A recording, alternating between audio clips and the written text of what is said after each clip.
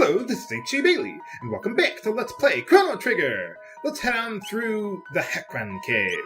Just figured I'd show you my setup here. I rearranged my equipment as I have listed in the video description there. And, well, there you go. I decided to go with Chrono, Marle, and Robo. And we got these guys to deal with, although they're just right at the entrance there.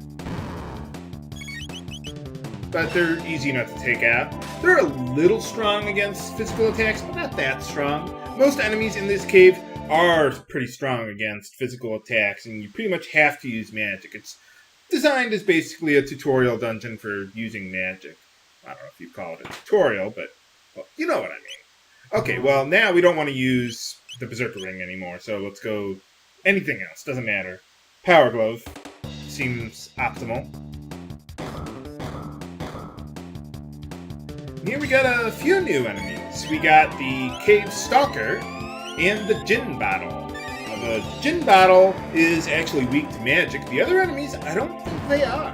But I'm going to use a new tech, Laser Spin, on these guys. Now, Laser Spin is actually considered magical. It uses Robo's magic stat to determine its damage. Even though it doesn't have that little star next to it. That's what the star means, by the way. It's considered magical, although there are some abilities like Wind Slash and Laser Spin that are considered magical and derive their damage from the magic stat, but don't have that little star next to them. I don't know why. But whatever. So we got another new enemy, Rhino Weevil. Let's just use lightning, then a good ice spell. Yeah, shake that ass, Marle. Well, okay, she's probably not doing that, but I like to think so. So yeah, you only got a couple enemies there. Use lightning and ice. If you don't, use laser spin. Fire and ice? No, that's another game.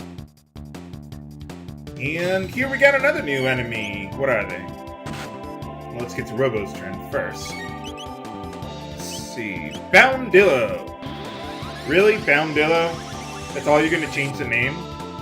First we have Roundillo, then we have Boundillo. What next? Boobdillo? Boobdildo? No.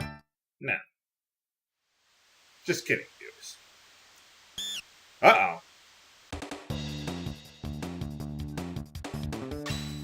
And here we got the spawn of Satan himself, the Cave Bats. Clan of the Cave Bat? No.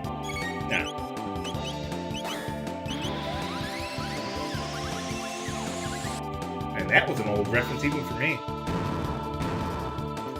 So anyway, yeah, Crono's just a little weak, too weak to one-shot those guys with his Wind Slash, unfortunately. If only there were an item that would further boost his magic stat. One thing you might have noticed, well, you probably didn't, but the Crimson Blade that I got for Chrono there boosted his magic stat by 2. Now we're going to get something else to help with that. The Magic Scarf boosts his magic stat by 2 more. I still prefer giving the magic capsules to Robo there because, like I said, he has so many techs that use his magic stat. Healing, attack, you name it. He can do everything. He's really good. We're bringing Lucca to learn a dual tech for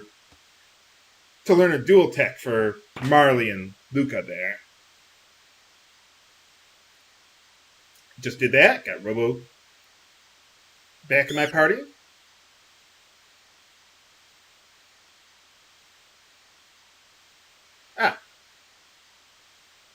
Yeah, I just figured just edit all those guys out. They're the same enemies as before. Oh, well. Yeah, laser spin, finish off the rest, easy enough. Cave Bats, Crono was actually able to kill them with his Wind Slash now that he has the magic scarf there, so that's pretty nuts. So, let's bring in Lucca now. And I like having Lucca in the second position. Not that it matters at all, but it's there. So let's just switch our equipment around a little bit. Just give the speed belt and the titanium vest to Lucca there. That should be good enough. So yeah, in the original LP, I didn't do this for this boss fight, but I decided to switch it up a little bit because I thought bringing Robo along was just a little too conservative. Lucca can just deal better damage. Nuts. Alright, it's boss time against Heckran himself. So, we want to use our single text there, well, lightning there, and Antipode Bomb. New dual tech. Yeah, not bad, not bad. But the reason why I don't really care that much for dual techs in this game is because, well, one of two things oftentimes happens. Either A, they deal the same damage as the sum of the two techs, like in this case, fire and ice, will probably deal about the same damage as Antipode Bomb, or it might actually deal less damage. There are times when it will deal more damage, or dual techs will deal more damage than the sum of what the two characters can do with their single techs, but that doesn't happen too often. So that's one reason why I don't use them that often. Every now and then I do, though. There are times when it is useful. Sometimes you may want to use a dual tech in order to negate a counter, let's say. Instead of using two techs and getting two counters, you just use one dual tech and you get one counter back. So that can be pretty helpful. Against this guy, not so much. Whoa! This guy's fast. Could have killed Crono there. Yeah, let's get a good Aura Whirl going there. Got a little lucky there, he didn't kill me. Yeah, I'm playing it a bit risky in this LP compared to the original, but yeah, I'd like to think I know the game reasonably well enough. Maybe keep Marle on standby.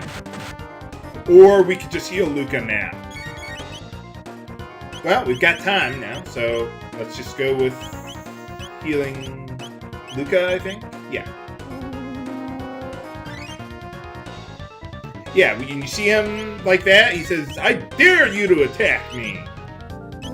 Unlike most rules of JRPGs, though, you must not do what he tells you to do when he tells you not to do something. Usually when they tell you to do something, you must go and therefore do it anyway, but not in this case. No. I got bored. I figured I'll just use Antipode Bomb. But yeah, it's pretty much the same damage, really. At least in this particular case. Another reason you might use dual tech is because one tech or the other alone can't do anything by itself. Some techs require your enemies to be in a particular position, or you have to be in a particular position relative to the enemy, or certain enemies are just immune to certain techs. But if you combine them with the dual tech, you can deal damage with it or use it, so. Whoa! So he really was behind it. How could they remember that after 400 years? They don't have books. Huh. It looks like the armies of Guardia were too late, but if we can go back there, yeah. Sounds like a good idea. Okay, well, very well then. So, Lucca, your house was right next to a monster cave?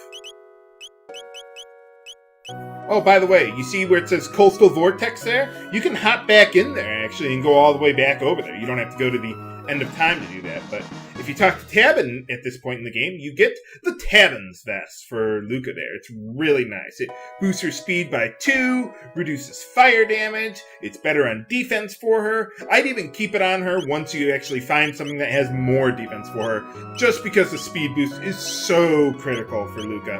Her speed is just atrocious early in the game, so that really helps you out a lot. And by the way, if you can't find Tabin there, then talk to Lara here, and he'll show up and say, "Hey, I brought this for you," or something. "Please give me booty duty." And then he'll appear outside there. Yeah, I just thought I'd take a look around. Wow, Lucca, your room's more messy than mine. Just ask my girlfriend. Okay, well, that's all of our business there, so let's see how Fritz is doing.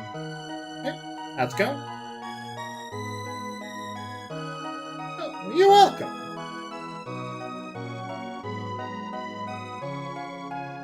Well, there's your problem. Nuts. So much for your strict judicial system. Judicial system!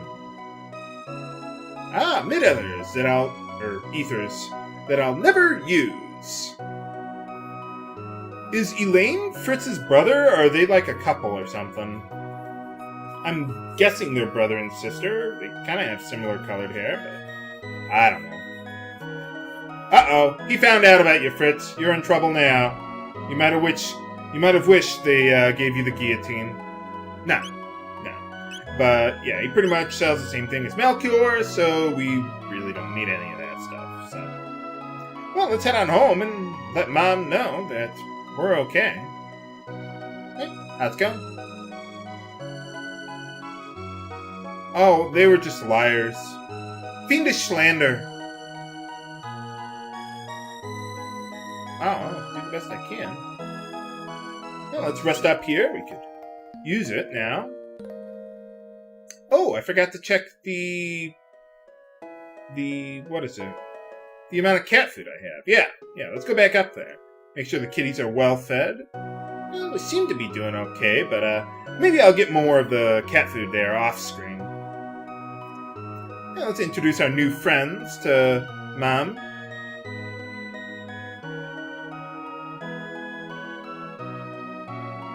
I'll say hello to Lara Croft for you. No, that's a different Lara. That's another game. Okay, how's it going? I like how she just talks to Robo like, oh, well, that's a perfectly normal everyday activity! What the hell? I suppose Lucca inventing robots, no one just blinks an eye at that or something. I don't know. But anyway, remember when I told you not to go back to the Bangor to unlock that gate there at the end of time? Well, the reason for that is we can go there over here. Yeah, it's a lot faster to do this than to go all the way back through Lab 32 and Lab 16 to unlock this gate. If you wait until later in the game, you can never do this. At least not from this side, anyway. Let me see if he has any more advice for us. Oh, thanks. Yeah, he doesn't say anything here. Okay, well, enough of that. So yeah, eventually, later on in the game, they'll block off that area of the forest, and you can't get there. The only way you can do that is if you backtrack all the way back to the Bangor Dome from the Protodome. So, might as well do it now. Let's see what's going on at the castle there, as long as we're in the area. And I'm not going to do anything more with today's episode. Might as well screw around a little bit. Go sightseeing. Oh yeah, speaking of which, there is one other thing. Yeah, you can't do anything in the castle here, even with Nadia in your party. Not yet, anyway. But yeah, one other thing I forgot to mention. I'm not going to get the jerky back at Poor Village yet, even though now I have the money to do so. You really don't need it at this point, so I figured, why bother? So, I mean, I might as well save the money, or whatever. And I also want to show off a little bit of dialogue, too. So, you can if you want, it doesn't really matter, but whatever. So, okay, so now that we unlock the other gates, let's go over here, unlock these gates. I'll try to feed the kitties off screen, help get them breeding. I'm gonna become the crazy cat lady, Mom. So yeah, now we've unlocked the passage to Truce Canyon there. But there is one more thing I want to do. Someone requested that I end today's episode with Lucca's theme, so let's go do that. All you gotta do, bring her out of your party, and say you'll bring her into your party. And voila! There we go. But how's the war going against the Fiend Lord in 600 AD? Find out next time on Let's Play Chrono Trigger! This is HG Bailey, signing off. Have a good day!